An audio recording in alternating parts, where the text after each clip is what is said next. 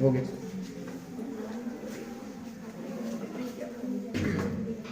हाँ चलो, Dhirendra sir official में आप सभी का स्वागत है। और आज हम लोग एक सेट और सॉल्व कर रहे हैं, सेट नंबर 2 है, ठीक है।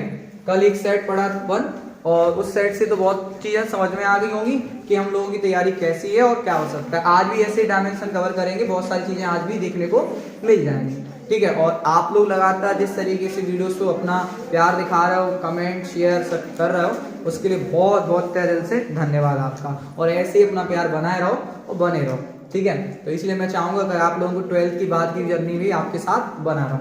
हाँ, इसके बाद जो लोग CUET की तैयारी करना चाहते हैं, CUET है ना, तो CUET की एंट्रेंस के लिए भी मैं तैयारी कराऊंगा। अगर आप लोग इच्छुक हैं तो कमेंट करिएगा कि हम लोग CUET करना चाहते हैं, तो वो भी मैं तैयारी कराऊंगा, ठीक है, आर्ट्स स्ट्रीम के लिए। तो फिर अपन शुरुआत करते हैं अपने लेक्चर की। तो सबसे पहला क्वेश्चन आप सभी के सामने है, बहुत बढ़िया क्वेश्चन है, देखिएगा क्वेश्चन बहुत अच्छा है। देखो सब लोग इधर देखिएगा। पहला क्वेश्चन है, वीर गाथा काल की प्रसिद्ध रचना है। अब देखो सुनो, सब लोग मेरी बात ध्यान सुनना। वीर गाथा काल, सब लोग पहले शांति से इस बात को समझो। जब हम बात करते हैं किसकी, पद्य साहित्य की, किसकी बात करते हैं, पद्य साहित्य की। तो बच्चों पद्य साहित्य का जो काल विभाजन है कुछ इस प्रकार से हुआ है कि पद्य साहित्य में पहला काल है वीर गाथा काल। पहला काल क्या है, वीर गाथा काल। पहला काल अपना क्या है, वीर गाथा काल। दूसरा काल है भक्ति काल। दूसरा काल अपना क्या है, भक्ति काल। तीसरा काल है रीति काल। तीसरा काल क्या है, रीति काल। और चौथा काल क्या है, आधुनिक काल। चौथा काल क्या है, आधुनिक काल। तो इससे एक क्वेश्चन ये भी क्लियर हो चुका है कि पद्य साहित्य को कितने भागों में बांटा गया है, 4 भागों में बांटा गया है। अब इसके बाद उन्होंने एक बात और बतानी है कि जो आधुनिक काल है, आधुनिक काल है वो भी कई भागों में बटेगा। कि आधुनिक काल को कितने भागों में बांटा गया वो देख लेते हैं। आधुनिक काल को पहला भाग है भारतेंदु युग। पहला क्या है, भारतेंदु युग, ठीक है। पहला क्या है, भारतेंदु युग, नीचे वाला दिख रहा है इसमें, भारतेंदु युग। दूसरा द्विवेदी युग। दूसरा क्या है, द्विवेदी युग। तीसरा छायावादी युग, छायावादी युग। फिर प्रगतिवादी, प्रगतिवादी युग। फिर प्रयोगवादी युग, प्रयोगवादी युग। और लास्ट अपना क्या है, नई कविता।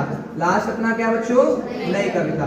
तो इस प्रकार से अपना क्या हुआ है, पूरे पद्य का विभाजन हुआ है। तो आधुनिक काल कितने भागों में बट गया, 2 4 6। आधुनिक काल कितने भागों में बट गया, 6 भागों में बट गया। बात समझ में आई सबको, इतनी बात क्लियर हो गई। अब सब लोग एक बात और सुनो, एक बात और सुनो, इनके अन्य नाम भी हैं। कई बार वीर गाथा काल का नाम ना वीर गाथा काल ना देते हुए आदि काल दे देता है। क्या देता है, आदि काल। वीर गाथा काल का अन्य नाम क्या है, आदि काल है। भक्ति काल को पूर्व मध्य काल, भक्ति काल को क्या कहते हैं, पूर्व मध्य काल। भक्ति काल को क्या कहते हैं, पूर्व मध्य काल कहते हैं। और रीति काल को उत्तर मध्य काल कहते हैं। रीति काल को क्या कहते हैं, उत्तर मध्य काल कहते हैं। आप बता तो उससे जल्दी आ गई। रीति काल को क्या कहते हैं, उत्तर मध्य काल कहते हैं। क्या हुआ, आप बता तो उससे ज्यादा जल्दी आ गई ये चीज, रीतिकाल। अच्छा वो रीतिकाल, हाँ जो रीतिकाल, हाँ रीतिकाल जैसा हमने पढ़ाया है वो रीतिकाल तो बहुत ही अलग है ना। तो रीतिकाल तो चलो अभी बाद में देखेंगे रीतिकाल को भी। तो ये इस प्रकार से इनके अन्य नाम भी हो जाते हैं। अब बच्चों जैसे इसका नाम लिखा है, जैसे बच्चों इसमें नाम लिखा है क्या, वीर गाथा काल। जैसे इसमें नाम क्या लिखा बच्चों, वीर गाथा काल। तो बच्चों इसमें वीरों की गाथा गायगी होगी, वीरों की परंपरा वर्णन होगा। और वीर गाथा काल में कौन सा रस मिलेगा, वीर रस। कौन सा लिखेगा, वीर रस। अब जब वीरों की गाथा गाई जा रही तो रस कौन सा होगा, वीर रस ही होगा। ये सब लोग जानते हैं, याद है। वीर गाथा काल के बारे में आप सबको एक बात ही समझ में आना चाहिए, इस काल को हम रासो काल भी कहते हैं। वीर गाथा काल को हम क्या कहते हैं, रासो काल भी कहते हैं। क्योंकि इस काल की जो अधिकांश रचना है उनमें रासो शब्द लिखा है। क्या लिखा है, रासो शब्द लिखा है, इसलिए इस काल को हम क्या कहते हैं, रासो काल भी कहते हैं, ठीक है। युद्ध और युद्धों का सजीव वर्णन, इस काल में युद्धों का क्या किया गया है, सजीव वर्णन देखने को मिलता है। युद्धों का सजीव वर्णन देखने को मिलता है इस काल में। बोलिए हाँ या ना। तो ये वीर गाथा काल हो गया कि नहीं हो गया। अब वो पूछ रहा है कि वीर गाथा काल की कौन सी रचना है। देखो यहाँ अभी हमने एक लाइन बोली थी कि भैया इस काल को रासो काल भी बोलते हैं। तो यहाँ पर रासो शब्द कहीं दिख रहा है आपको, दिख रहा है कि नहीं दिख रहा, पृथ्वीराज रासो। क्या दिख रहा है बच्चों, पृथ्वीराज रासो। तो वीर गाथा काल की रचना कौन सी हो गई, पृथ्वीराज रासो। पृथ्वी का संबंध चंदा से होता है, तो चंद्रवरदाई। तो लेखक कौन होगा इसके, चंद्रवरदाई। कौन होगा चंद वरदाई हो गए। हम सबको इतनी बात समझ में आ गई होगी। और ये हिंदी का प्रथम महाकाव्य भी कहा जाता है। इसे हम क्या कहते हैं? हिंदी का प्रथम महाकाव्य। हिंदी का प्रथम महाकाव्य भी इसे कहते हैं। लेकिन ये बात ध्यान रखिए, कल के वीडियो में भी इस बात को डिस्कस किए थे। अगर उसने कहा खड़ी बोली का प्रथम महाकाव्य तो क्या होगा? प्रिय प्रवास। तो क्या हो जाएगा? प्रिय प्रवास। अगर उसने खड़ी बोली का प्रथम महाकाव्य कहा है तो क्या हो जाएगा? प्रिय प्रवास हो जाएगा। ठीक है। अच्छा, अब जैसे इसके और ऑप्शन दिए हैं उनको भी देख लेते हैं। पद्मावत, बच्चों पद्मावत मलिक मोहम्मद जायसी की है। पद्मावत किनकी रचना है? मलिक मोहम्मद जायसी की है। पद्मावत किसकी है? मलिक मोहम्मद जायसी की है। मलिक मोहम्मद जायसी की रचना है पद्मावत। ठीक है। और ये पद्मावत किस काल के हैं? भक्ति काल के। किसके बच्चों? भक्ति काल के। ठीक। ऐसे मानस, रामचरितमानस, रामचरितमानस भी किस काल की रचना है? भक्ति काल की रचना है। किसने लिखी है? तुलसीदास ने। किसने लिखी है? तुलसीदास ने लिखी है। ठीक है। किस भाषा में? अवधी। किस भाषा में? अवधी भाषा में। कितने कांड हैं? 7। कितने कांड हैं? 7 कांड हैं। ठीक है। साकेत कितनी है? मैथिली शरण गुप्त की। मैथिली शरण गुप्त की। साकेत मैथिली शरण गुप्त की है आधुनिक युग में। किसमें जाएगा ये? आधुनिक युग में जाएगी। किसमें जाएगी? आधुनिक युग में जाएगी। तो ये आपकी क्या हो गया? ये आपका पूरा का पूरा पद्य का साहित्य के बारे में हो गया। क्लियर हो गई इतनी बात? बढ़िया। तो यहां तक किसी कोई दिक्कत नहीं है। चलो आगे बढ़ जाए भाई। ठीक है। नेक्स्ट, अब नेक्स्ट क्वेश्चन क्या दिया हुआ है? नेक्स्ट क्वेश्चन देखिएगा, पूरा का पूरा हम लोग उसको एक बार ही अच्छे से देखेंगे। ठीक है, ध्यान। क्वेश्चन क्या कह रहा है कि आकाश में कौन उड़ रहे हैं? आकाश में कौन उड़ रहे हैं? देखिए बढ़िया वर्णन है, पूरा का पूरा वर्णन दे देते हैं एक बार में कि भैया बगुलों के पंख। रचना का नाम क्या है? बगुलों के पंख। बगुलों के पंख ये जो रचना है इसे गुजराती में किसने लिखा है? उमाशंकर जोशी। एक गुजराती कवि है, इनका नाम है उमाशंकर जोशी। उमाशंकर जोशी एक गुजराती कवि हैं, उन्होंने इसे लिखा है। उन्होंने इसे लिखा है। ठीक है, कोई दिक्कत किसी को नहीं। उमाशंकर जोशी गुजराती कवि जिन्होंने एक रचना लिखी है बगुलों के पंख। अब सर ये गुजराती में लिखी तो इसे हिंदी में किसने बदला है? भोला भाई पटेल। भोला भाई पटेल ने इसे किसमें बदला है? हिंदी में। भोला भाई पटेल ने इसे किसमें बदला है? हिंदी में बदला है। बगुलों के पंख एक दृश्य कविता है। बगुलों के पंख एक कैसी कविता है? दृश्य कविता है। बगुलों के पंख में क्या कहता है? पूरा सुन लो, पूरा सुन लो कि नव में पाती बांधे जा रहे हैं बगुलों के पंख। पाती माने पंक्ति, कि नव में पंक्ति बनाकर कौन जा रहे हैं? बगुलों के पंख जा रहे हैं। और जिनकी कैसी छाया है? श्वेतिमा। जो बादल में कैसी छाया बनी हुई है? श्वेतिमा। बादल में कैसी छाया बनी हुई है? श्वेतिमा, सफेद छाया बनी हुई है। ये बादल में जो पंक्ति बनाकर बगुले जा रहे हैं, चुराए लिए जाते मेरी आंखें। जो मेरी आंखों के जादू को क्या किए जा रहे हैं? चुराए लिए जा रहे हैं। मतलब क्वेश्चन ये बनेगा कि लेखक की आंखों के जादू को कौन चुराए लिए जा रहा है? बगुलों के पंख। कोई इस जादू को तनिक रोक के रखो, क्योंकि ये चुराए लिए जाते हैं मेरी आंखों को। ठीक है। नव में पाती बांधे जा रहे हैं बगुलों के पंख। तो नव में कौन पंक्ति बनाकर जा रहे हैं? बगुले। कौन जा रहे हैं? बगुले। पंक्ति बनाकर, क्या बनाकर? पंक्ति बनाकर। कैसी कविता? दृश्य कविता। बात समझ में आ गई? चलो अगला क्वेश्चन। अगला क्वेश्चन क्या कहता है कि भक्तिन कहाँ की रहने वाली थी? सुनो ध्यान से, बढ़िया से सुनना पूरी कहानी। देख बेटा, भक्तिन एक संस्मरणात्मक रेखा चित्र है। भक्तिन एक क्या है? संस्मरणात्मक रेखा चित्र है। भक्तिन एक क्या है? अपना संस्मरणात्मक रेखा चित्र है। भक्तिन अपना क्या है? संस्मरणात्मक रेखा चित्र है। ठीक है। आपकी किस हद तक मैंने हिंदी में मदद की है वो आप लोग मुझे बताइएगा। और अगर आप लोगों के अंक अच्छे आते हैं तो जरूर मुझे कमेंट करके बताइएगा। और मैं आपको लास्ट में ये भी बता दूंगा कहाँ बताना है, तो अपने नंबर जरूर बताइएगा, तो मैं उस पर वीडियो भी बनाऊंगा। और आप लोग अगर पास में हुए तो आप लोगों को हम लोग एक इंटरव्यू भी ले लेंगे, आपका बताएंगे हम लोग आप समझेंगे। ठीक है ना। मेरे नज़दीकी जो बच्चे हैं वो तो मिलने आएंगे तो आ जाएं। ठीक है, मुलाकात भी हो जाएगी उनसे, है ना। कि जो मुरैना के हैं, कोरसा के हैं, भिंड के हैं, वो तो आ सकते हैं। अम्बा में हम हैं, है ना। हम भी कभी बाहर आएंगे तो आप लोग से मुलाकात हो जाएगी, है ना। भक्ति ने क्या है? संस्मरणात्मक रेखा चित्र है। और ये संस्मरणात्मक रेखा चित्र महादेवी वर्मा ने लिखा है। किसने लिखा है? महादेवी वर्मा ने। किसने लिखा है? महादेवी वर्मा ने लिखा। ठीक है।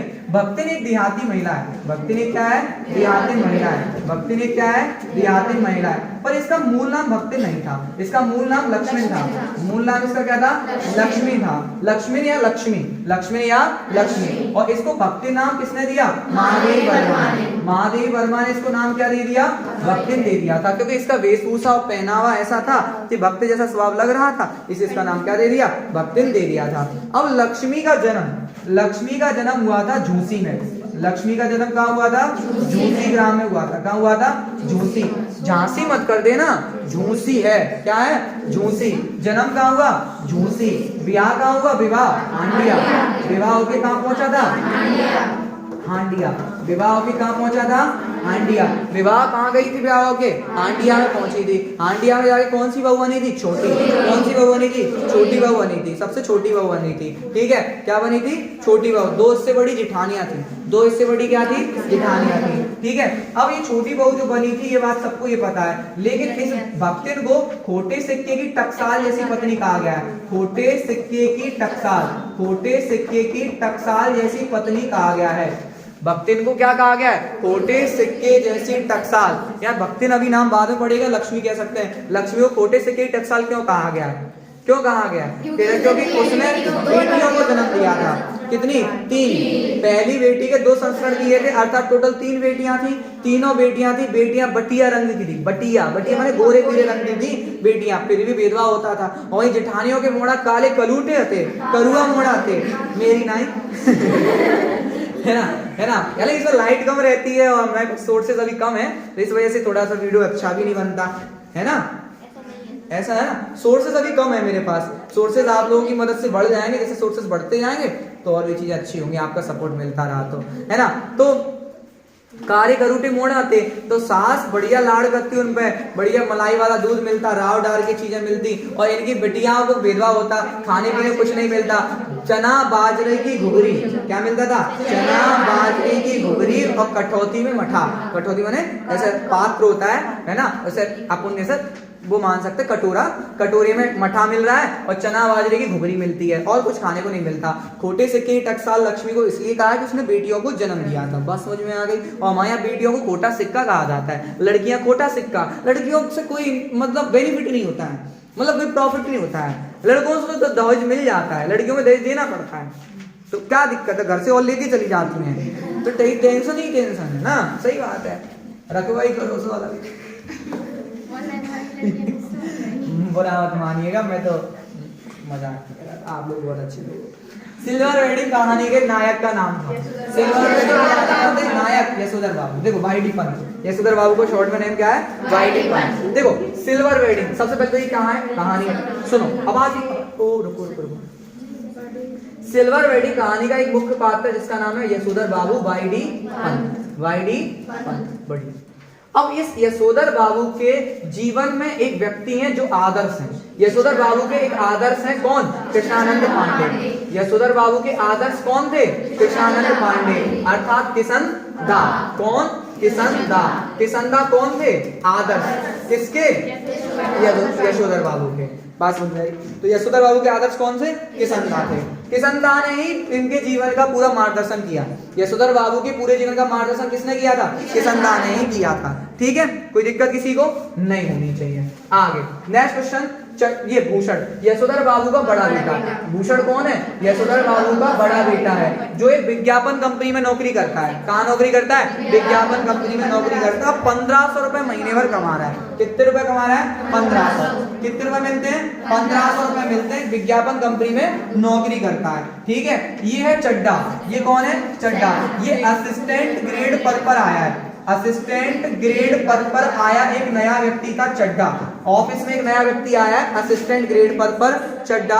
और चड्डा ने क्या किया था? यशोधर बाबू को एक दिन हाथ पकड़ लिया, है ना। हाथ पकड़ के कहता है कि बाबू आपकी घड़ी तो बाबा आदम जमाने की है, इसे बदल दो, एक नई जापान की टेक्नोलॉजी वाली घड़ी ले लो। लेकिन हमारे यशोधर बाबू क्या कहते हैं कि भैया टाइम तो अभी भी सही बताती है, हमारी घड़ी पुरानी है तो क्या, टाइम तो अभी भी सही बताती है। तो एक मेनन साहब पूछते तो आपकी शादी कब हुई थी? मतलब ये आपको कब मिली घड़ी? वो ये घड़ी हमें हमारी शादी में मिली थी, तो आपकी शादी कब हुई थी? तो कहते हैं 6 फरवरी 1947, 6 फरवरी 1940।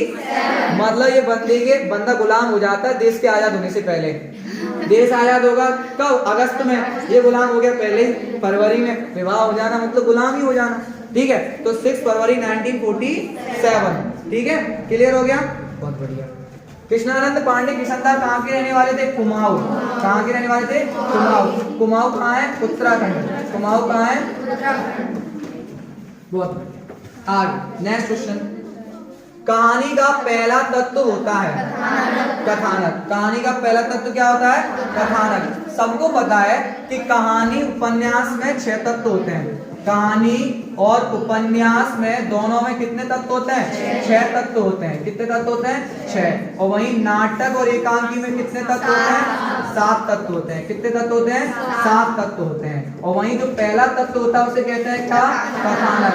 कथानक क्या होता है? किसी भी कहानी का केंद्रीय बिंदु। किसी भी कहानी का केंद्रीय बिंदु क्या कहलाता है? कथानक कहलाता है। किसी भी कहानी का केंद्रीय बिंदु क्या कहलाता है? कथानक कहलाता है। याद रखिएगा, पूरा का पूरा रोड मैप होता है, पूरा का पूरा नक्शा होता है। पूछ लिया जाए किसी भी कहानी का पूरा नक्शा क्या होगा? कथानक होगा। केंद्रीय बिंदु क्या होगा? कथानक होगा। बस समझ में आया? कोई दिक्कत किसी को नहीं होनी चाहिए। ठीक है, यहाँ तक कोई दिक्कत किसी को नहीं है, बहुत बढ़िया। अगला क्वेश्चन। अगला क्वेश्चन क्या है ये भी देख लेते हैं। अगला क्वेश्चन क्या है बच्चों? उर्दू फारसी की छंद शैली कहलाती है। भाई हम लोगों ने कल भी पढ़े थे, उर्दू फारसी का एक विशेष छंद है, इसे क्या कहते हैं? रुबाई कहते हैं। रुबाई एक उर्दू फारसी का विशेष छंद होता है जिसमें 4 पंक्तियां होती हैं। कितनी पंक्तियां होती हैं?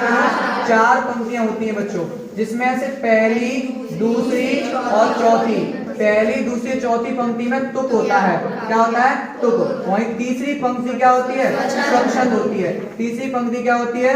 स्वरछंद होती है। शांति सुनना, बोलना नहीं। कि आंगन में ठुनक रहा है, जिदी आया है, बालक ही तो है, चांद पे ललचाया है। आंगन में ठुनक रहा है, जिदी आया है, बालक ही तो है, चांद पे ललचाया है। देखिए उसे हाथ में दर्पण, कह रही है माँ, देख आज धरती पर चांद उतर आया है। हो जाएगा?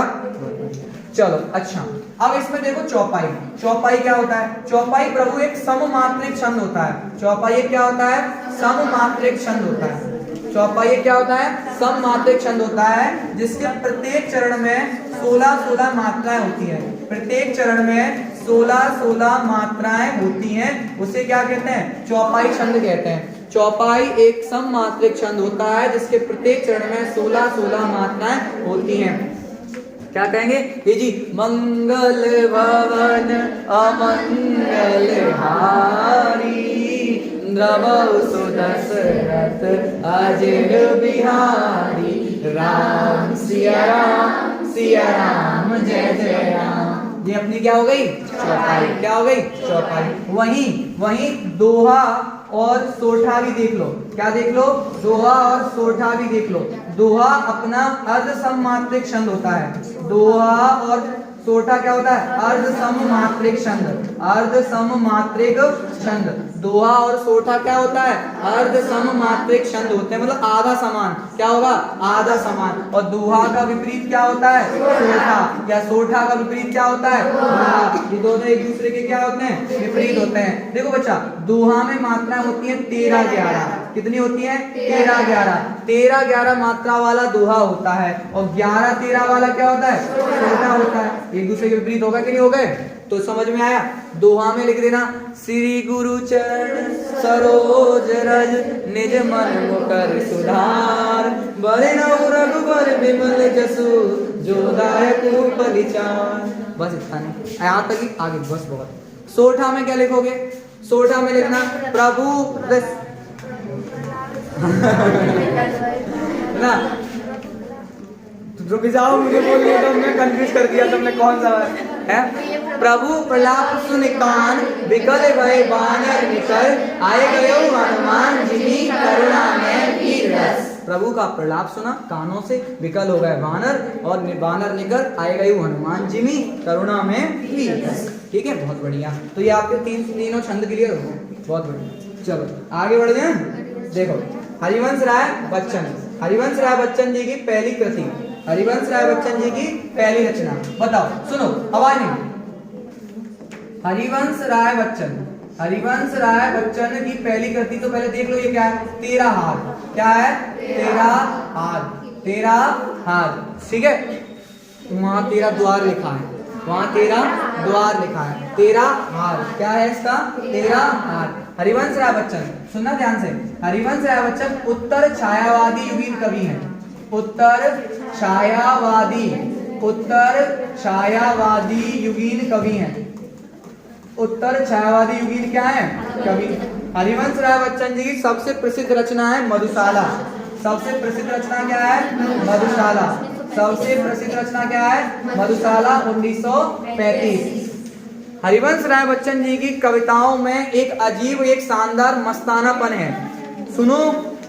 हरिवंश राय बच्चन जी की कविताओं में क्या है, मस्तानापन है, एक क्या है, मस्तानापन है। कैसा, जैसा एक व्यक्ति हुए उमर खैयाम, कौन हुए, उमर खैयाम, मध्य युग के फारसी कवि, मध्य युग के क्या है, फारसी कवि, एक फारसी कवि है मध्य युग के, इनका नाम है उमर खैयाम। उमर खैयाम जी के काव्य में जैसी मस्ती दिखाई देती है, ऐसी ही मस्तीपन किसमें दिखाई देता है, हरिवंश राय बच्चन जी के काव्य में दिखाई देता है। हरिवंश राय बच्चन जी का पूरा वार्डन में जीवन चरित्र बच्चन ग्रंथावली में लिखा है, इसमें लिखा है, बच्चन ग्रंथावली में लिखा है, बच्चन ग्रंथावली में। और बच्चन ग्रंथावली 10 खंडों में विभक्त है, बच्चन ग्रंथावली कितने खंडों में विभक्त है, 10 खंडों में विभक्त है, पूछी जा सकती बात है, ठीक है। बच्चन ग्रंथावली कितने भागों में बटी हुई है, 10 भागों में बटी हुई है। अच्छा, एक प्रश्न और याद रखिएगा, एक प्रश्न और याद रखिएगा, इनका दर्शन, हरिवंश राय बच्चन जी का दर्शन हालावाद के नाम से जाना जाता है, हरिवंश राय बच्चन जी का दर्शन किस नाम से जाना जाता है, हालावाद, हालावादी कवि कहते हैं, हम क्या कहते हैं, हालावादी। हालावाद का मतलब मदिरा या जहर होता है, हाला माने क्या होता है, मदिरा या जहर। तो इनका दर्शन किस नाम से चर्चित हुआ, हालावाद, किस नाम से, हालावाद के नाम से चर्चित हुआ। ये बात सभी लोग ध्यान रखना। क्लियर हो गया सबको, यहाँ तक कोई दिक्कत नहीं। हरिवंश राय बच्चन जी की एकमात्र डायरी है, हरिवंश राय बच्चन जी की एकमात्र डायरी है, जिसका नाम क्या है, प्रवासी की डायरी, प्रवासी की डायरी, प्रवासी की डायरी, प्रवासी की डायरी। बात समझ में आया। डायरी एक साहित्य की विधा है, डायरी एक क्या होती है बच्चों, साहित्य की विधा होती है। गद्य के अंदर एक विधा है, ये क्या है, गद्य की एक क्या है, विधा है। डायस शब्द से बना है, डायरी किससे बना है, डायस। जब हम दिन प्रतिदिन की बातें क्रमबद्ध तरीके से किसी में लिख देते हैं, वही क्या कहलाती है, डायरी कहलाती है। ठीक, चलो आगे नेक्स्ट बढ़ जाए आगे, ठीक है। फांसी जैनेन्द्र कुमार का एक प्रसिद्ध है कहानी संग्रह। बच्चों देखो, फांसी जैनेन्द्र कुमार का एक क्या है, कहानी संग्रह है। फांसी जैनेन्द्र कुमार का एक क्या है, कहानी संग्रह है। अब इस बात को सब लोग ध्यान से सुनना। देखो भाई सुनो, क्या कह रहा हूं मैं, जैनेन्द्र कुमार, क्या कह रहे हैं हम लोग, जैनेन्द्र कुमार। बच्चों एक बात सुनो, जैनेन्द्र कुमार एक प्रसिद्ध कथाकार है, जैनेन्द्र कुमार एक क्या है, प्रसिद्ध कथाकार है। मुंशी प्रेमचंद के बाद सबसे प्रसिद्ध कथाकार के रूप में कौन चर्चित हुए हैं, जैनेन्द्र कुमार। मैं क्या कह रहा हूं, मुंशी प्रेमचंद के बाद, प्लीज मेरी बात शांति सुने, मुंशी प्रेमचंद के बाद एक प्रसिद्ध कथाकार, एक प्रसिद्ध कथाकार कौन हुए हैं, जैनेन्द्र कुमार। कौन हुए बच्चों, जैनेन्द्र कुमार हुए। बात इतनी समझ में आ गई, कोई दिक्कत किसी को नहीं होनी चाहिए। जैनेन्द्र कुमार एक प्रसिद्ध कथाकार हो गए। अब मेरी बात सब लोग ध्यान सुनना, मैं जैनेन्द्र कुमार की आपको रचनाएं बताता हूँ। जैनेन्द्र कुमार की क्या बताते हैं हम लोग, आपको रचनाएं बताते हैं। देखिए, एक रात की बात है, एक रात की बात है, एक रात बात आया, दो चिड़ियां बात कर रही थी, दो चिड़ियां बात कर रही थी कि नीलम राज्य में एक घटना हो गई है, नीलम राज्य में एक क्या हो गई है, घटना हो गई है कि वहां की जो देश कन्या है, नीलम राज्य की जो देश कन्या है, राजकन्या है, नीलम देश की जो राजकन्या है,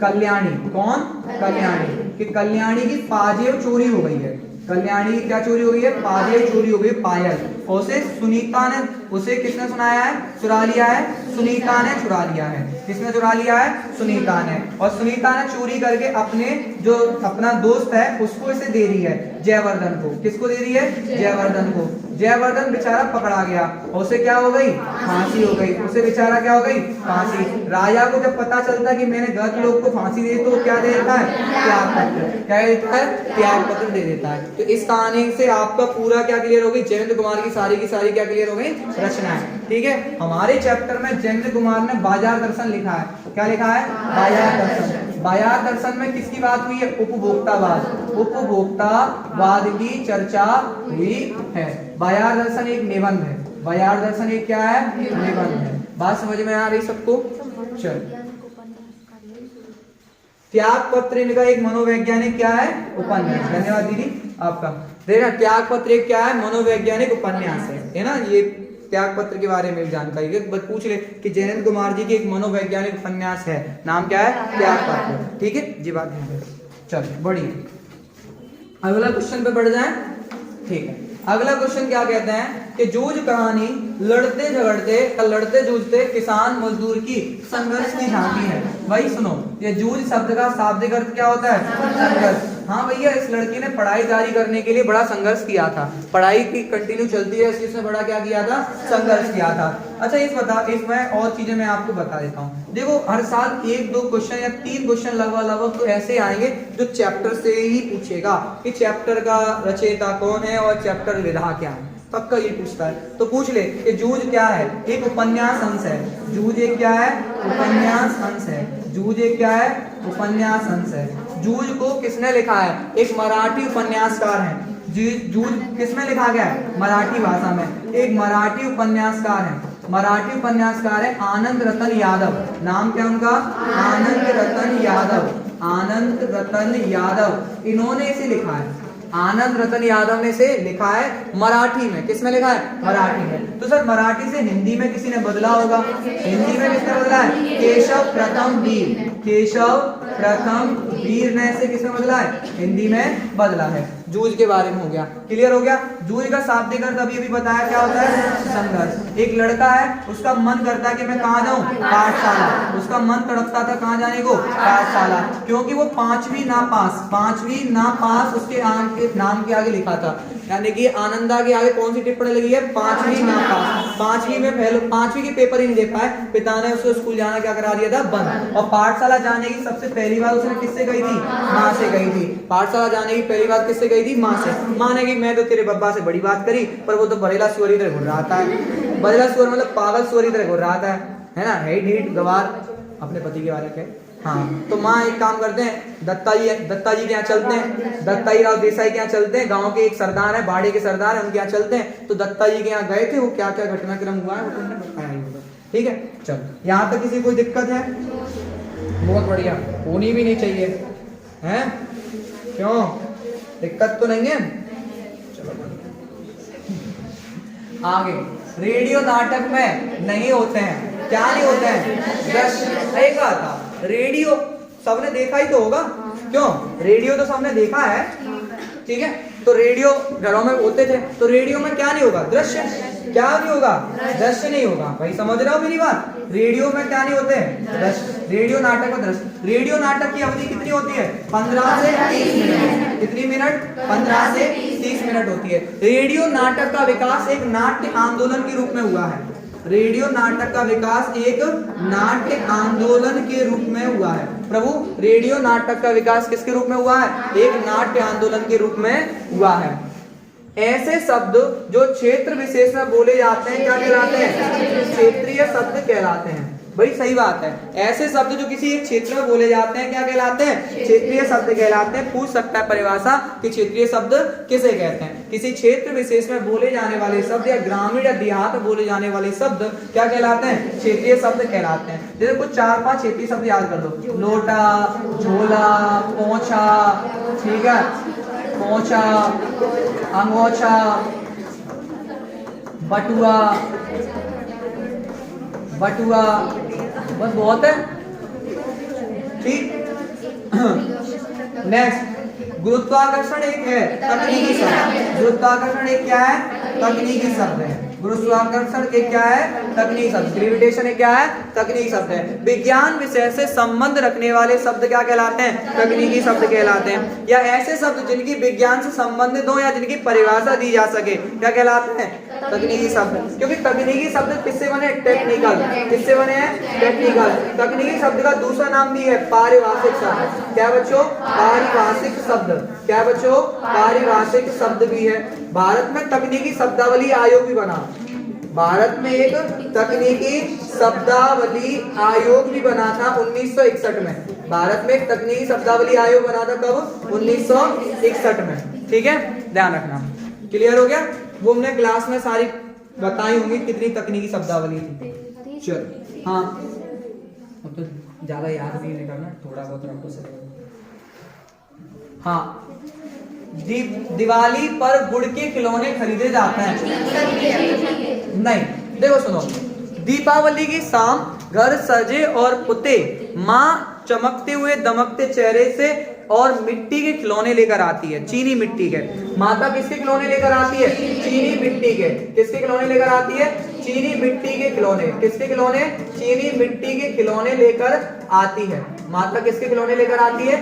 चीनी मिट्टी के खिलौने लेकर आती है। ठीक, आगे। एकांकी दृश्य काव्य का रूप होता है। हाँ सर, सत्य है। एकांकी एक दृश्य काव्य है। एकांकी एक क्या है? दृश्य काव्य है। एकांकी एक क्या है?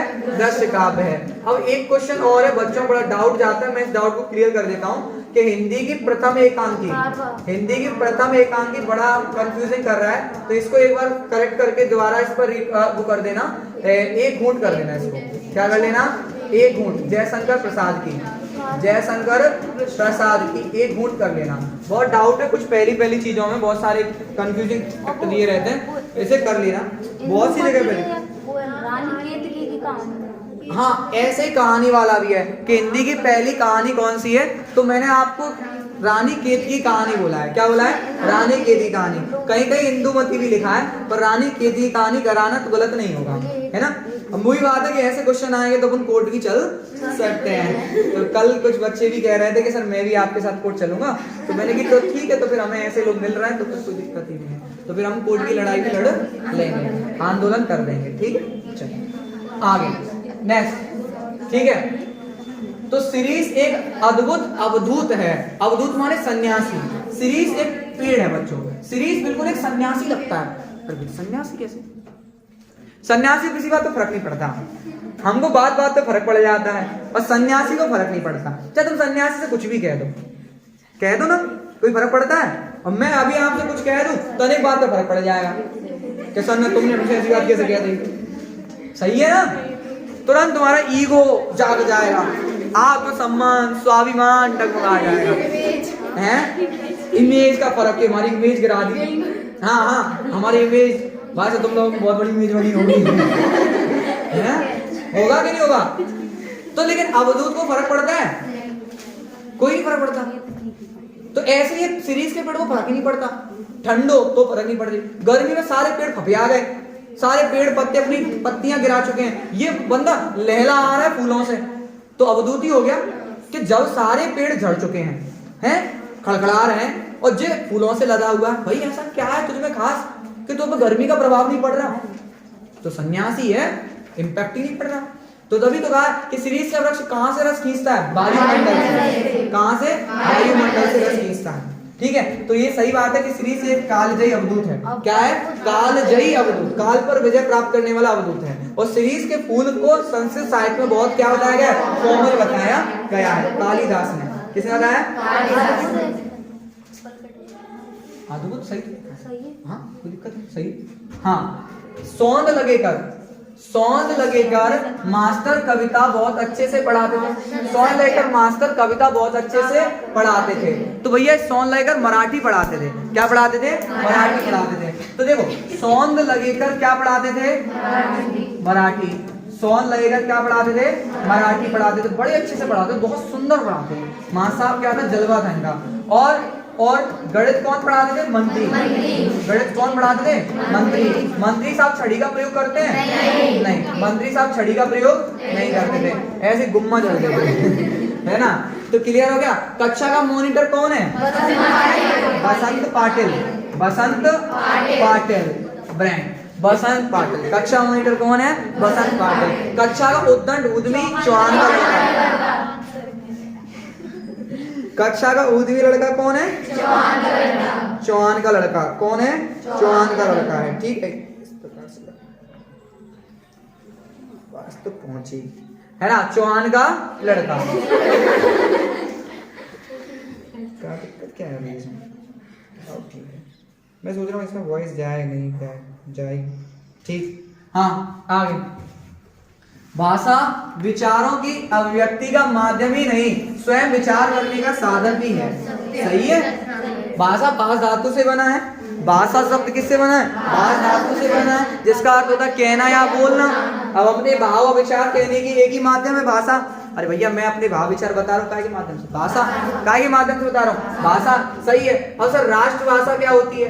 किसी भी राष्ट्र की मानक भाषा, किसी भी राष्ट्र की मानक भाषा, संपर्क भाषा क्या कहलाती है? राष्ट्रभाषा। संविधान द्वारा मान्यता प्राप्त क्या कहलाती है? राष्ट्रभाषा। हिंदी भारत की क्या है? हाँ वेरी गुड। हिंदी भारत की राष्ट्रभाषा कोई भी नहीं है। भारत की राष्ट्रभाषा कोई भी नहीं है। एक होती है राजभाषा। राजभाषा को हम ऑफिशियल लैंग्वेज कहते हैं। क्या कहते हैं? ऑफिशियल लैंग्वेज कहते हैं। किसी भी राज्य के सरकारी कामकाज में प्रयुक्त की जाने वाली भाषा राजभाषा कहलाती है। हिंदी भारत की क्या है? राजभाषा। माता द्वारा सिखाई जाने वाली भाषा क्या होती है? मातृभाषा होती है। ठीक है, बहुत बढ़िया। बिंब विधान में भावनाओं को उत्तेजित करने की शक्ति होती है। हाँ सर, सर के बिंब से ही तो भावना उत्तेजित होती है। बिंब है क्या? इमेजिनेशन। बिंब है क्या? इमेजिनेशन। क्योंकि बिंब के 3 तत्व होते हैं। बिंब के कितने तत्व होते हैं? 3। कल्पना, कल्पना, भाव और इंद्रियता। इंद्रियता, कल्पना, भाव और इंद्रियता, ये बिंब के 3 क्या होते हैं? तत्व। बिंब के 3 ही प्रकार होते हैं। क्यों मैं जरूर करूँ। बिंब के ही 3 प्रकार होते हैं। तुम लोगों को पढ़ने का मन नहीं कर रहा? क्या बात है?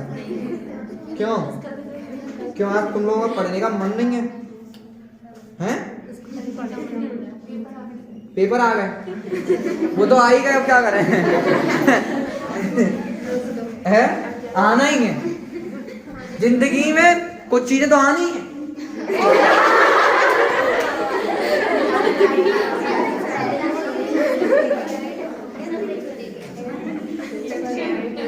जिंदगी में कुछ चीजें तो आनी है।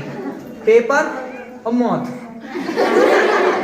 आनी है। जिंदगी में परीक्षा कभी खत्म होगी नहीं। हाँ, जरा और मृत्यु। इस दुनिया के 2 ही प्रमाणिक सत्य हैं, जरा और मृत्यु। जरा और मृत्यु, बुढ़ापा और मौत आनी है। और जब तक मौत नहीं आती तब तक पेपर देने हैं। जब तक मौत नहीं आनी तब तक पेपर देने हैं। और लड़कियों को कोई फिक्स टाइम तक ही देने होता है। हम संगाते को देते रहो जब तक नौकरी ना। और तुम लोगों को क्या टेंशन है? तुम लोगों को पेपर दिए हुए तो ठीक है, नहीं तो समझिएगा ब्याह होना ही है। तुम लोग कोई और पढ़ रहा होगा, तुम लोगों के लिए कोई दूसरा पेपर दे रहा होगा, वो देगा वो देता रहेगा। सही है। कोई पढ़ ही रहा होगा कहीं ना कहीं किसी कोने पे। हाँ, मुझे नहीं पता पढ़ रहा है क्या कर रहा है। किसी का मौज भी कर रहा होगा, सबका पढ़ ही रहा हो। हिंदी साहित्य का स्वर्ण युग है भक्ति काल। हिंदी साहित्य का स्वर्ण काल क्या है? भक्ति काल है। सही बात है। क्यों कहते हैं हिंदी साहित्य के भक्ति काल को स्वर्ण काल? इसलिए कहते हैं, सुनो। इस काल में एक तो कवि बहुत विशिष्ट हुए, उनकी रची हुई रचनाएं इतनी विशिष्ट है कि आज भी पढ़ी जाती हैं, आज भी अजर अमर हैं। इसलिए स्वर्ण काल को, इसलिए भक्ति काल को क्या कहते हैं? स्वर्ण काल। क्योंकि इतनी प्रसिद्ध रचनाएं लिखी गई, ऐसी रचनाएं किसी भी काल में देखने को नहीं मिलती हैं। इसलिए भक्ति काल को क्या कहते हैं? स्वर्ण काल कहते हैं। बहुत बढ़िया। धरित्री निर्धूम, मैं धरती आग का कुंड बनी हुई है। ये आपको सीरीज के फूल वाले चैप्टर में कि जब धरती आग का कुंड बनी होती है, आग ज्वाला भड़क रही होती है, तब जब पेड़ पत्तों कहाँ है तब वो ये फूल से लदा है। तो ये एक सन्यासी ही है, तो कहाँ है? अग्नि कुंड। क्या होगा? अग्नि कुंड। सिंधु घाटी सभ्यता, अतीत में दबे पांव। सिंधु घाटी सभ्यता जो के बारे में जैसे वर्णन हो अतीत के दबे पांव में, और अतीत के दबे पांव एक यात्रा वृत्तांत है। क्या है? यात्रा वृत्तांत। ओम थानवी, किसने लिखा है? ओम थानवी ने लिखा है। संपादकीय पृष्ठ, अखबार की आवाज।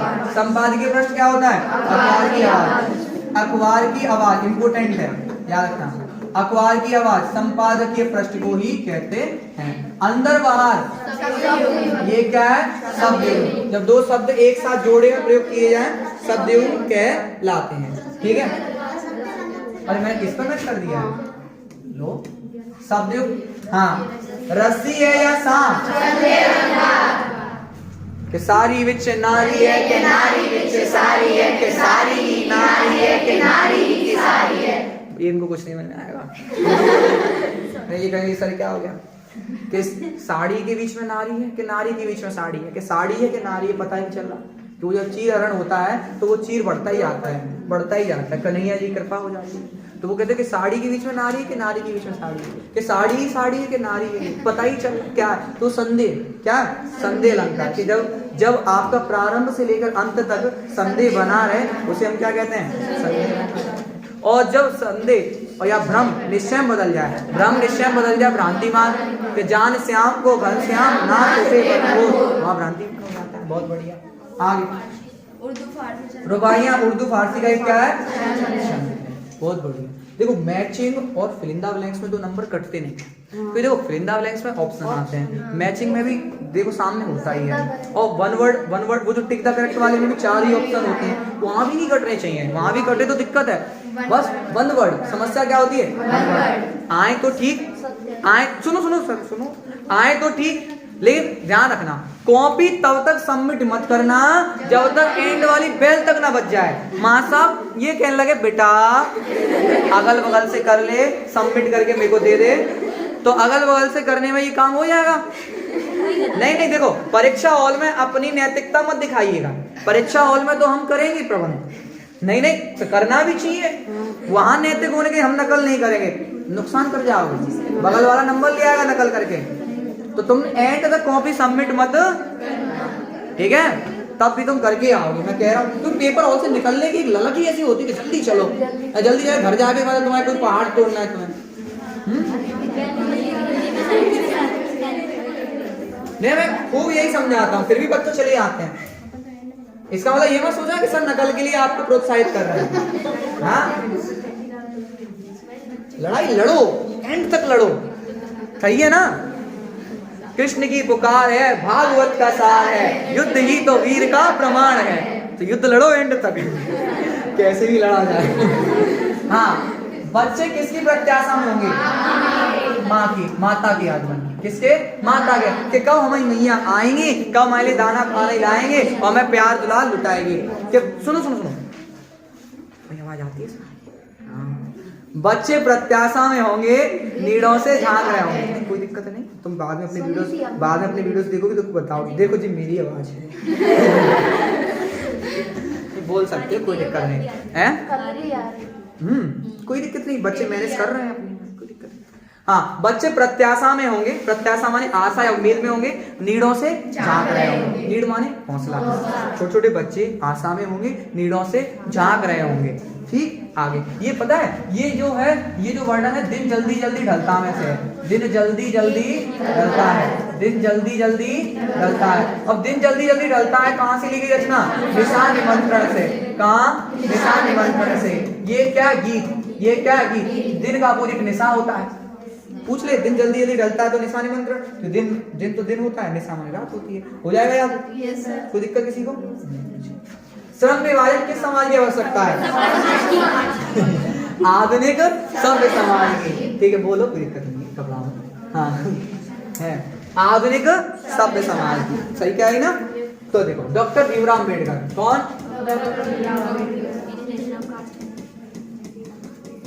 इंग्लिश में पूरी रचना आ जाए, तामने इंग्लिश झलक रही हो तो सीधी किनकी होगी वो, डॉक्टर भीमराव अम्बेडकर की। ठीक है, क्लियर हो गया, टेंशन मत लेना। तो डॉक्टर भीमराव अम्बेडकर ने कहा कि जो श्रम विभाजन किसकी आवश्यकता है, आधुनिक सभ्य समाज की, आधुनिक सभ्य समाज की आवश्यकता।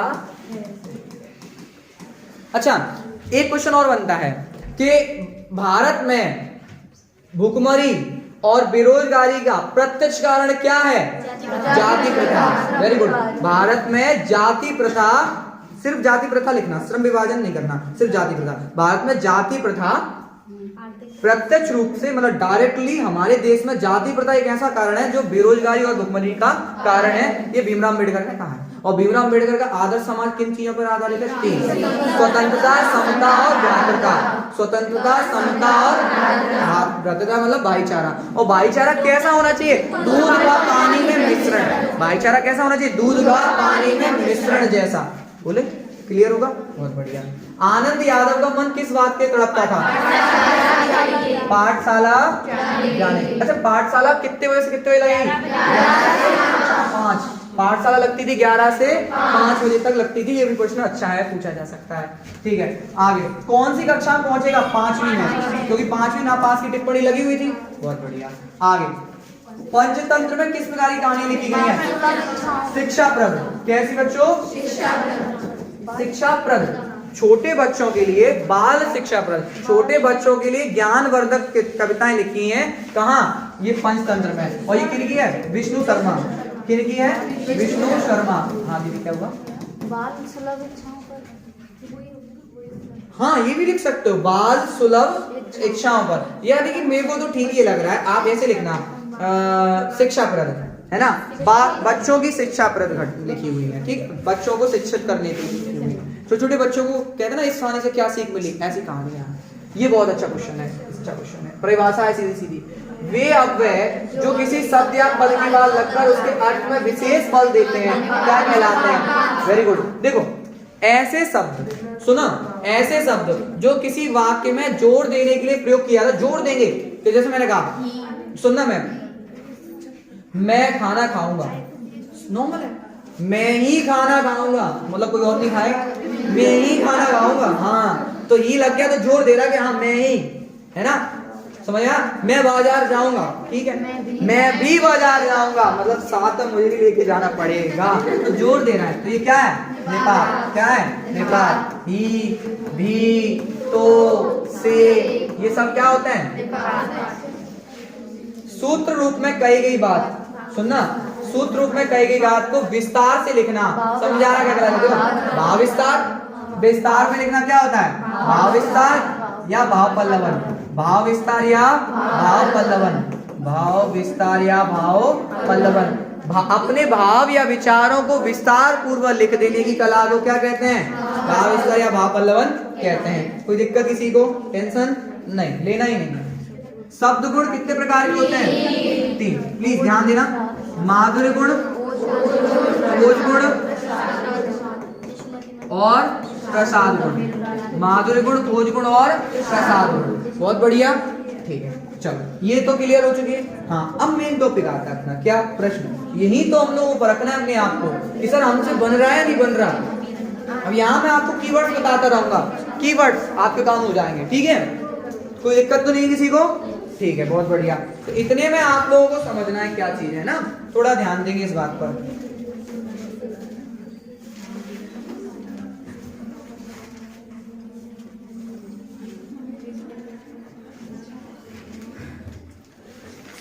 हाँ भाई, रीति काल को श्रृंगार काल क्यों कहते हैं? सबसे पहले शांति सुनना, उत्तर मध्य काल है ये रीति काल। क्या है? रीति काल।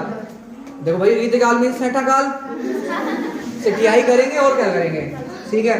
और सेठा सेठियाई तुम सब जानते हो, श्रृंगार होता है, श्रृंगार नायक नायिका, और राजा भी फुल सेठा है इस काल का, उसे भी सुनना पसंद है। समझ में आया कि राजा को तो पता है, तुम्हें पता है क्या भाई? राजा को अभी तक तो सही है कि वो उसके यहाँ कभी चलता था पहले दरबार में, ये दरबारी काल है।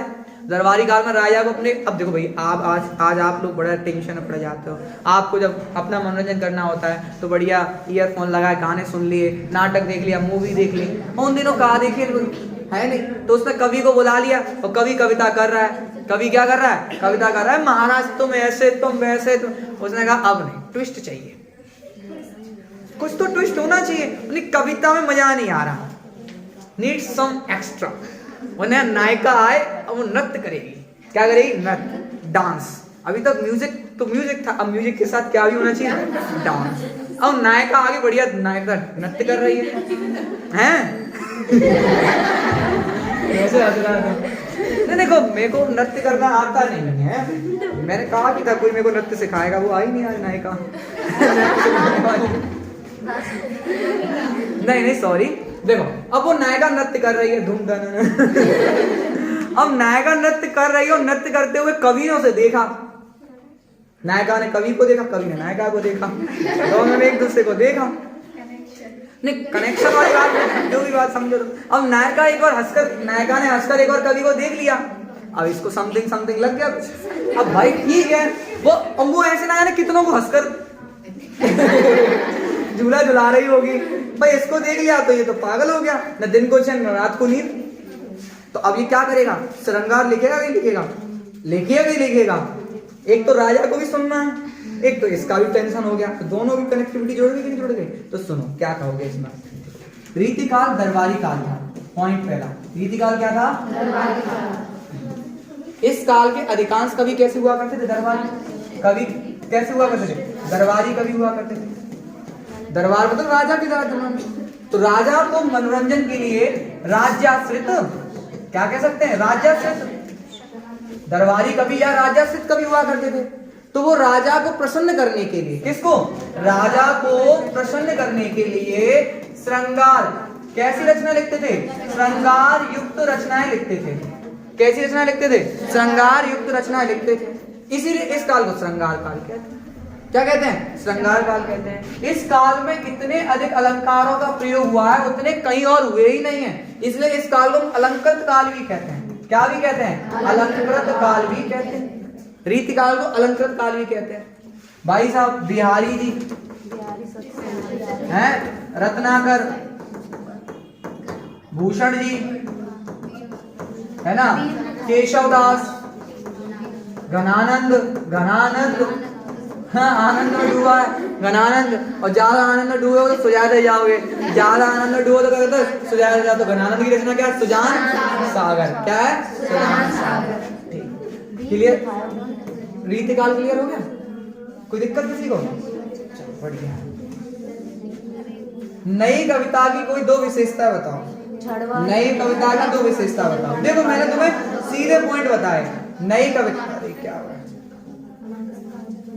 देखो नई कविता की मैं सीधी कहानी तुम्हें बोल दी पहले।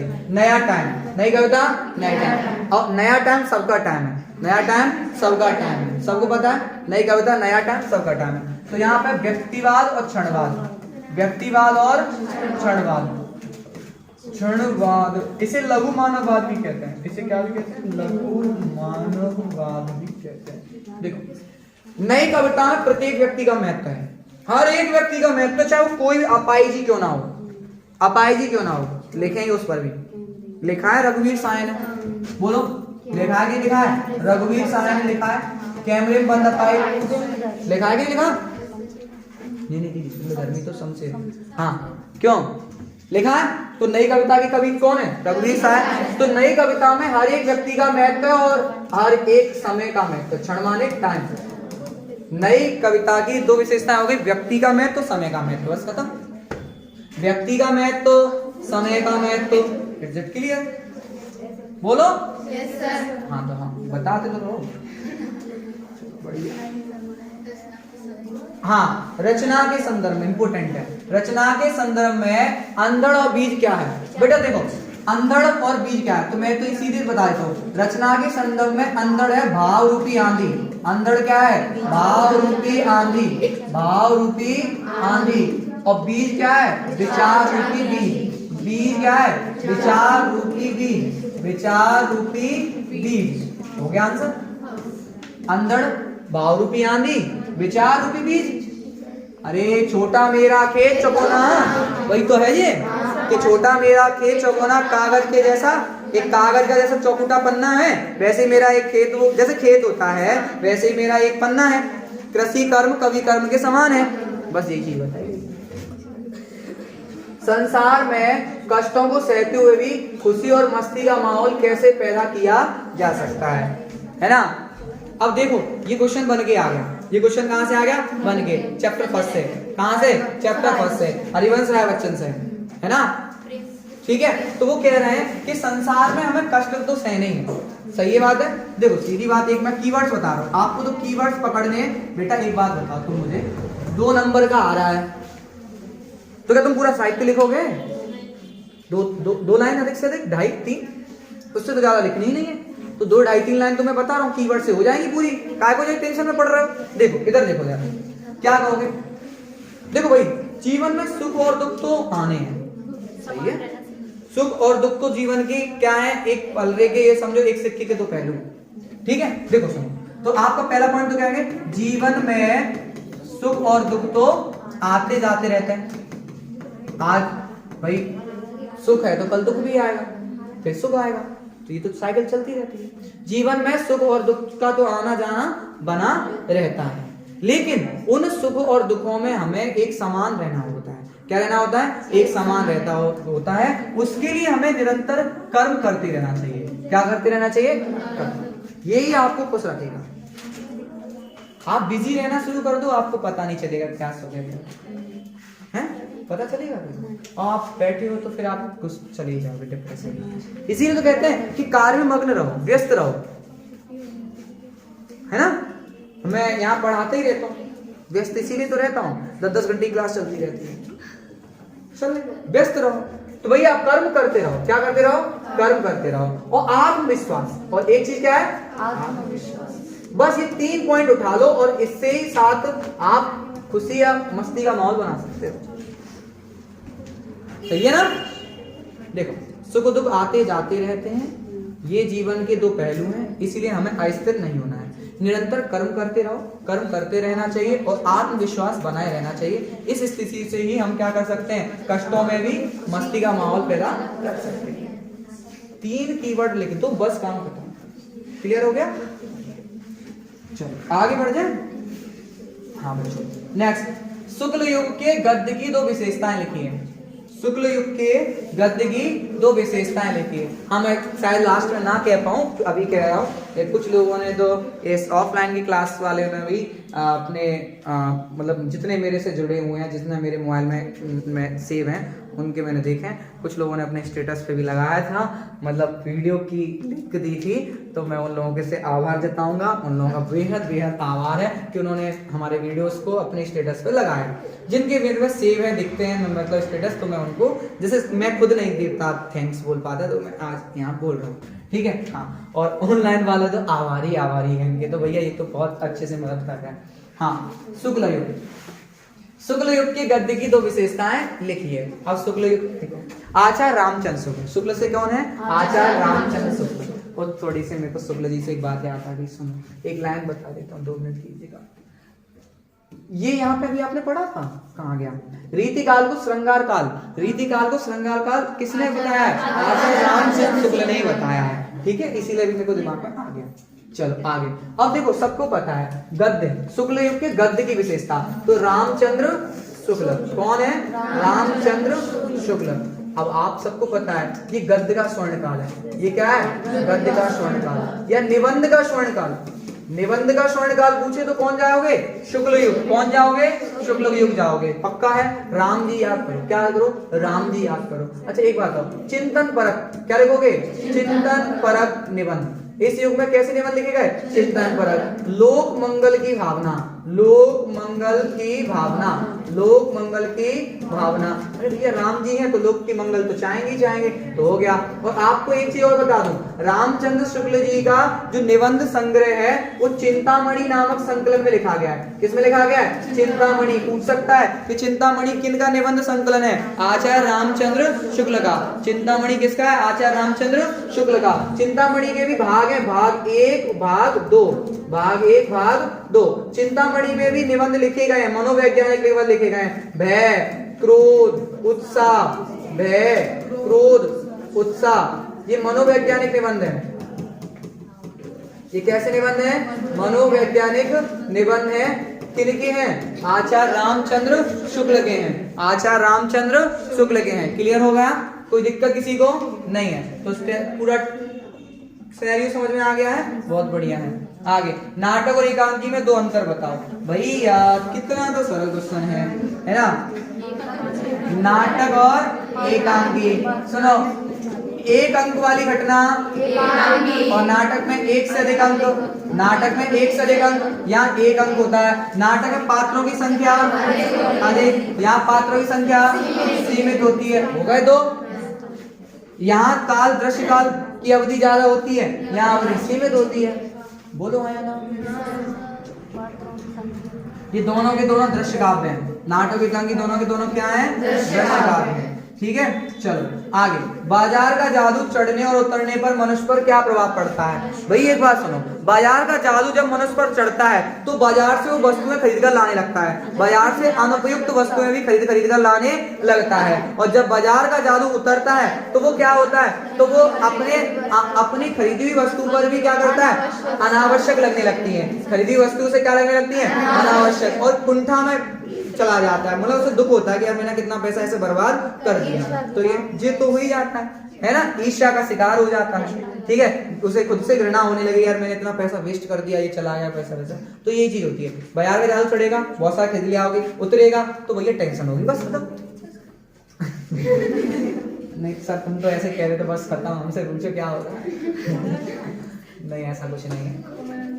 कोमल और कठोर दोनों भाव किस प्रकार गांधी जी के व्यक्तित्व की विशेषता बन गए? अब तुम कहोगे तो ये कहां से पूछ लिया, तभी तो कह रहा हूं प्रैक्टिस सेट लगाओ।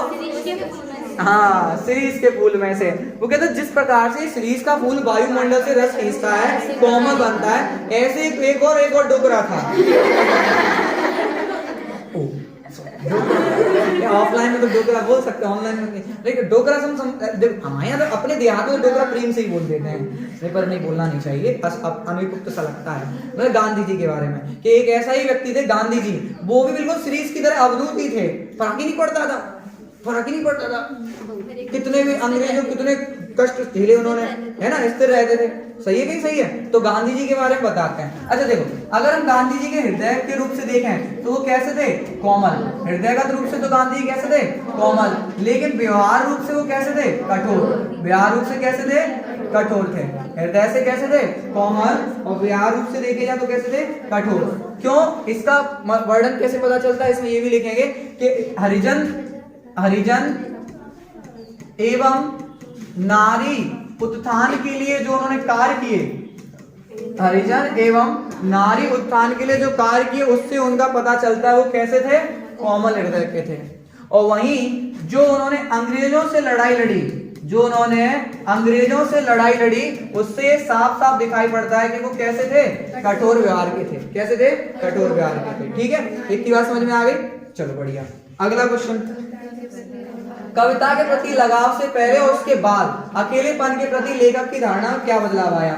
ये आनंदा के बारे में। किसके बारे में? आनंदा के बारे में, कि आनंदा जो लड़का पढ़ाई करने लगता है तो उससे पहले की अवस्था क्या है और उसके बाद की अवस्था क्या है? बेटा सुनो, पहले की अवस्था ये है कि जब वो पहले ढोर मवेशी चराता था या खेतों में पानी देता था तो क्या होता था, उसे बहुत ज्यादा अकेलापन महसूस होता था, ऐसा लगता था कोई साथ हो जिससे गपशप लड़ाई जा सके या बातचीत की जा सके। पहले वो क्या महसूस करता था? अकेलापन। क्या महसूस करता था?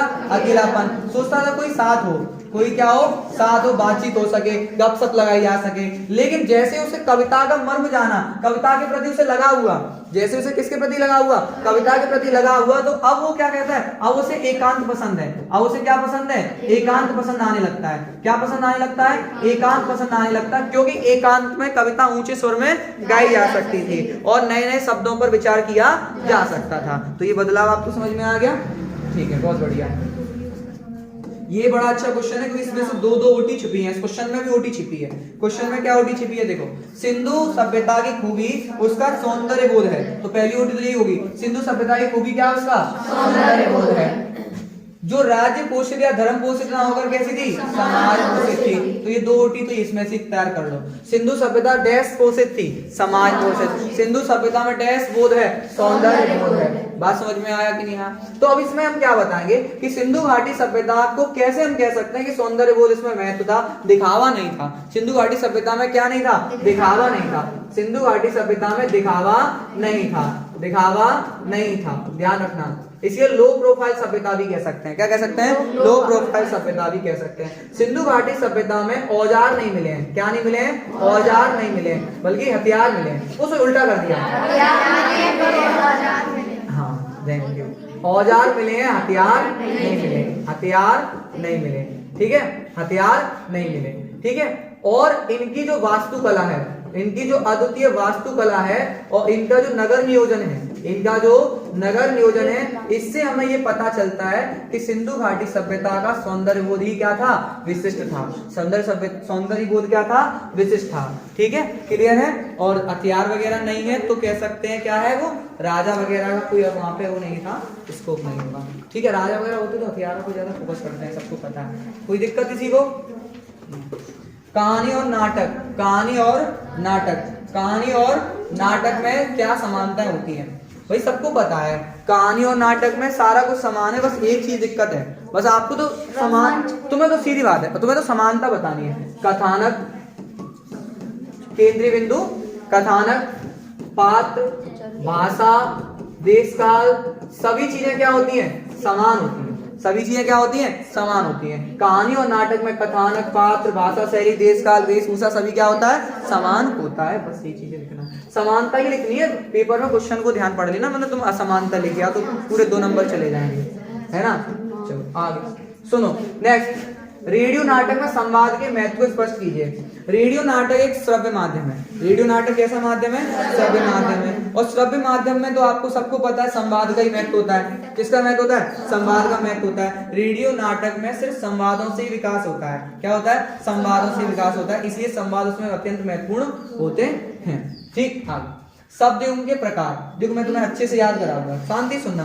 शब्द युग्म किसे कहते हैं, कितने प्रकार होते हैं। देखो बेटा, जब 2 शब्द एक साथ प्रयोग किए जाते हैं, जब 2 शब्दों को एक साथ जोड़े के रूप में प्रयोग किया जाता है, ऐसे शब्दों को क्या कहते हैं, शब्द युग्म कहते हैं। और शब्द युग्म 6 प्रकार के होते हैं। कितने प्रकार के होते हैं, 6 प्रकार के होते हैं। शब्द युग्म कितने प्रकार के होते हैं, 6 प्रकार के होते हैं। देखो सुनना ध्यान से, शब्द युग्म 6 प्रकार के कैसे, मैं तुम्हें बता रहा हूँ, तुम तो टेंशन मत लो ना, याद कैसे करना है मैं बता रहा हूँ, है ना।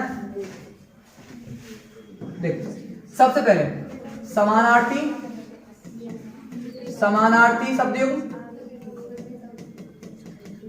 अब भैया अगर समानार्थी है तो विपरीतार्थी भी होगा, तो अगला क्या होगा, विपरीतार्थी शब्द युग्म। समानार्थी और विपरीतार्थी हो गया, ठीक है। सार्थक, निरर्थक शब्द युग्म, सार्थक, निरर्थक। और अगला कौन सा होगा, निरर्थक शब्द युग्म।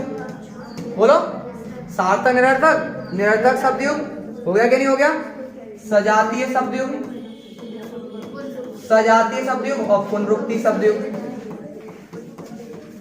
हो गया।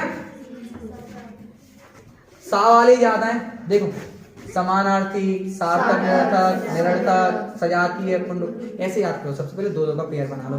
समानार्थी, विपरीतार्थी, समानार्थी, विपरीतार्थी, सार्थक, निरर्थक, निरर्थक, सार्थक, निरर्थक, निरर्थक, सार्थक, निरर्थक, निरर्थक, सजातीय, पुनरुक्ति, सजातीय, हो गया। 6 हो गया। बढ़िया। रचना के आधार पर वाक्य कितने प्रकार के होते हैं, 3। रचना के आधार पर कितने होते हैं, 3 प्रकार के। और अर्थ के आधार पर 8 प्रकार के। बढ़िया, बहुत बढ़िया। रचना के आधार पर 3 कौन से होते हैं, सरल, संयुक्त और मिश्र। सरल, संयुक्त और मिश्र, बहुत बढ़िया। चलो नेक्स्ट, वाक्य शुद्ध करने हैं। देखो आपका भवदीय है, देखो यहाँ पर भवदीय आपका एक चीज आएगा, एक चीज आएगी, या आप कैसे लिख देना, भवदीय, बस हो गया सही।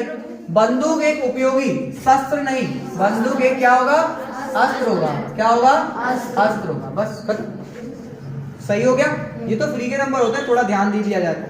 आगे, निपात शब्द का अर्थ बताते हुए कोई 2 निपात लिखिए। निपात वे अव्यय होते हैं, अव्यय जरूर बताना, निपात एक तरीके से अव्यय है। निपात वे अव्यय होते हैं जिनका किसी वाक्य में जोड़ देने के लिए प्रयोग किया जाता है। ऐसे लिखना, किसी वाक्य में जोड़ देने के लिए प्रयोग किए जाने वाले अव्यय, शब्द नहीं अव्यय, किसी भी वाक्य में जोड़ देने के लिए प्रयोग किए जाने वाले अव्यय क्या कहलाते हैं, निपात कहलाते हैं। निपात ही, भी, तो, से, ये निपात हो गए। क्लियर हो चुका है, बहुत बढ़िया। निपात निक्तेषु पद पूर्णा। ठीक, आगे प्रसाद गुण, महर्षि यास्क। हाँ, प्रसाद गुण की परिभाषा लिखिएगा। सुनो मैंने सीधे सीधे आपको बताऊं, प्रसाद गुण वह गुण होता है, शब्द का वह गुण, शब्द का वह गुण जिसे पढ़कर सुनकर हृदय भाव कोमल हो जाए। सुनो, पढ़कर सुनकर हृदय कैसा हो जाए, कोमल।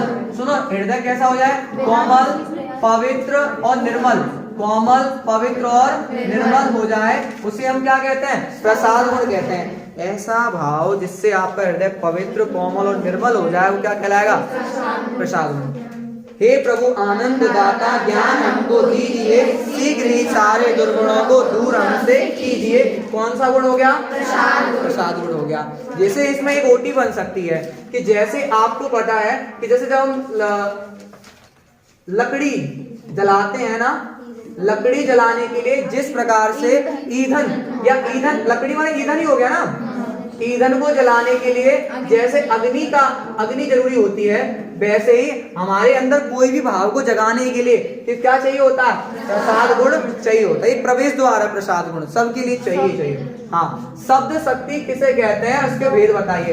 देखिए, शब्द के अर्थ का बोध कराने वाली शक्ति, सुनो बच्चों, शब्द के अर्थ का बोध कराने वाली शक्ति क्या कहलाती है?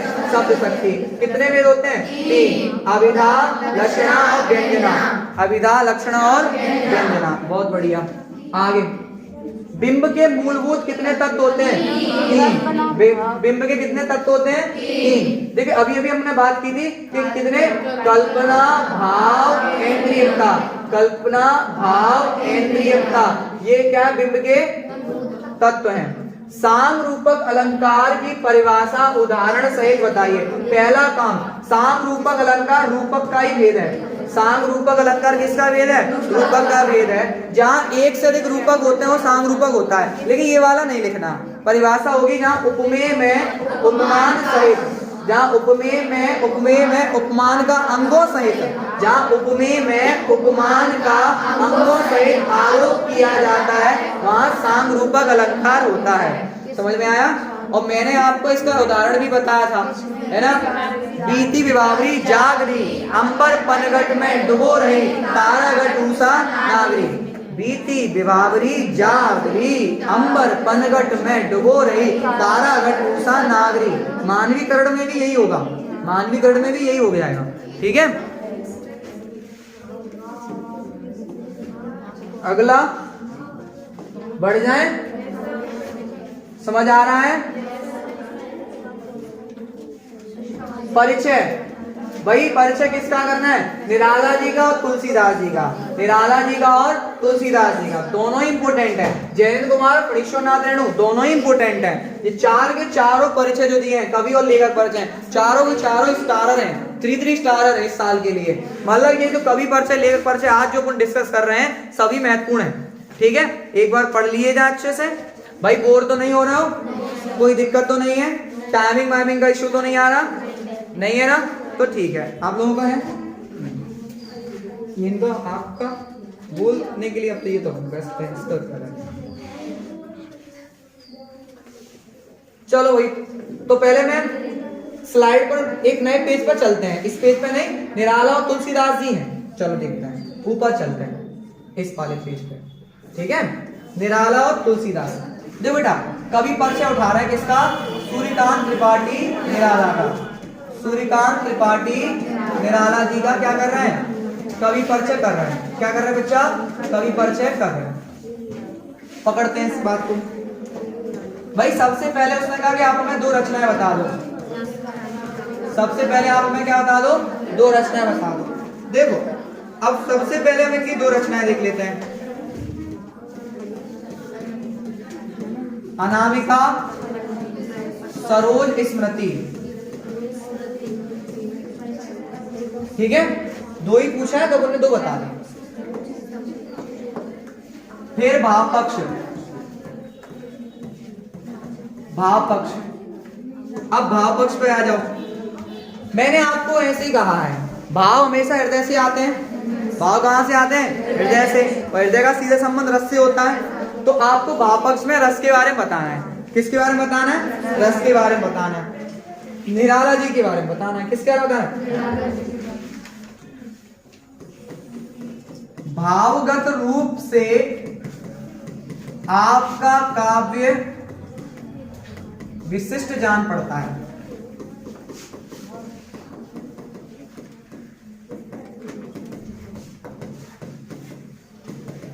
भावगत रूप से आपका काव्य विशिष्ट जान पड़ता है, जिसमें करुण, श्रृंगार, एवं शांत रस प्रमुख रूप से दिखाई देता है। आपकी कविताओं में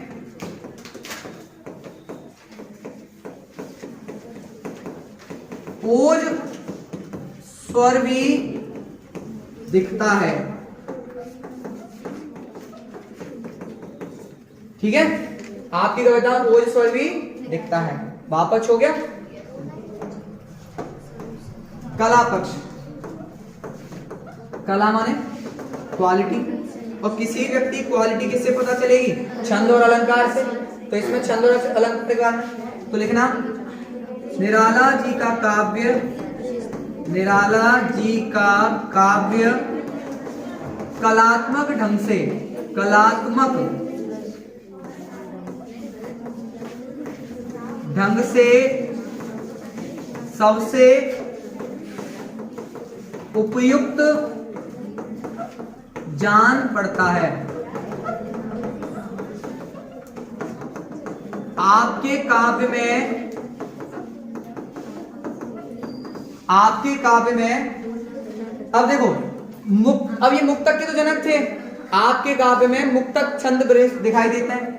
आपके काव्य में मुक्तक छंद का विशिष्ट प्रयोग हुआ है। मुक्तक छंद का विशिष्ट प्रयोग हुआ है। आपके काव्य में मुक्तक छंद का क्या हुआ है? विशिष्ट प्रयोग हुआ है। छंद में मुक्तक बता दिए, ठीक है, क्लियर है। और आगे अलंकार बता देना। आपके काव्य में मुक्तक का विशिष्ट प्रयोग हुआ है, फिर उस आगे क्या बता दोगे? इसके बाद है ना मानवीकरण, मानवीकरण और अनुप्रास और श्लेष, श्लेष अलंकार की छटा, श्लेष अलंकार की छटा दिखाई पड़ती है या दिखाई देती है, दिखाई देती है। ठीक, अब साहित्य में स्थान, अगला क्या है? साहित्य में स्थान। अगला क्या है? साहित्य में स्थान। भाई साहित्य में स्थान तो मैं कह रहा हूं किसी का भी हो, ऐसे ही लिखना। हिंदी साहित्य जगत में आपका स्थान सर्वोपरि है। हिंदी साहित्य जगत में, हिंदी साहित्य जगत में आपका स्थान सर्वोपरि है। आपका स्थान सर्वोपरि है। साहित्य जगत सदैव आपका ऋणी रहेगा। साहित्य जगत सदैव आपका ऋणी रहेगा। साहित्य जगत सदैव आपका ऋणी रहेगा। ठीक है, अब अद्वितीय वाला भी लिख सकते हो या एक लिख सकते हो मुक्तक के जनक। आप मुक्तक के जनक कहे जाते हैं, मुक्तक के जनक कहे जाते हैं। ये हो गया निराला जी का पूरा क्या कवि परिचय। बोलो कोई दिक्कत है? छायावादी प्रमुख कवियों में आपका विशिष्ट स्थान है, ये भी लिख सकते हो। हाँ, ये पॉइंट भी लिख सकते हो। छायावादी युगीन कवियों में, छायावादी युगीन कवियों में आपका विशिष्ट स्थान है। बोलो हो गया कि नहीं हो गया? तो ये आपका हो गया पूरा का पूरा निराला जी का परिचय। कोई दिक्कत किसी को नहीं। ऐसे अब हमसे पूछे किसका? तुलसीदास जी का। किसका पूछेगा? तुलसीदास जी का। अब हम तुलसीदास जी का देख लेते हैं एक बार। देखो भाई तुलसीदास जी का देख लेते हैं। देखो बेटा तुलसीदास जी की रचना देख लो। देखो सुनो, तुलसीदास, तुलसीदास जी की रचना है रामचरितमानस कवितावली। 2 पूछ रहा है बस, ज्यादा टेंशन मत लो, 10 मत लिखो भले, बस काम खत्म। ठीक है, बारिश होने लगी तो चलो बारिश होने लगी फिर तो बैठना ही ये अपन को देखो, ईश्वर भी हमारे कितने साथ है भगवान भी हमारे कितना साथ दे रहे हैं कि नहीं। देखो बारिश हो रही है तो इनको और पढ़ने का मौका मिल जाएगा, है ना, मिल जाएगा। भगवान सपोर्ट करे। कुछ लोग हमें घर जाना है, कितना घर जाना है? कौन है ऐसा जो घर जाने की बात कह रहा है? ये मैं बुरा नहीं मानूंगा, बताओ कौन है? कौन झूठो है? हाँ ये क्लास है। चल भावपक्ष। अब भाई अरे लाइन में डाल दी मैंने तो पूरी। चलो देख लेते। हाँ, तुलसीदास जी में वही बात, आपकी रचना भाव प्रधान है। आपकी रचना कैसी है? भाव प्रधान है। अब तुलसीदास जी के में आपको पता है शांत रस, श्रृंगार भी मिलेगा, ठीक है, करुण भी मिलेगा। तुलसीदास के में श्रृंगार, शांत और करुण रस मिलेगा कि मिलेगा? कोई दिक्कत किसी को नहीं होना चाहिए। अब तुलसीदास जी के बारे में जब भी आप लिखोगे तो लोक मंगल की भावना, ये जरूर लिखना, लोक मंगल की भावना, भक्ति काल, वो नीचे लिख देंगे भले सर, है ना? या कह सकते हैं राम भक्ति शाखा के कवि, राम भक्ति शाखा के श्रेष्ठ कवि, आपकी रचनाएं अद्वितीय हैं। या ये तो साहित्य में स्थान लिख देंगे अपन, है ना? क्लियर हो गया? और इतना सहज लिखा है कि पाठकों के हृदय को छू जाता है, इतना अच्छा लिखा है कि पाठकों के हृदय को छू जाता है। ठीक, कला पक्ष में जैसे यहाँ पे मैंने लिखा, ऐसे लिख देना, तुलसीदास जी का काव्य कलात्मक ढंग से सबसे उपयुक्त जान पड़ता है आपके काव्य में। अब तुलसीदास जी के काव्य में कौन सा छंद होगा? दोहा छंद। कौन सा छंद होगा? दोहा छंद, चौपाई छंद, कवित्त सवैया, बस सवित्त सवैया प्रमुख रूप से दिखाई देते हैं। और वही अलंकार में लिखना अनुप्रास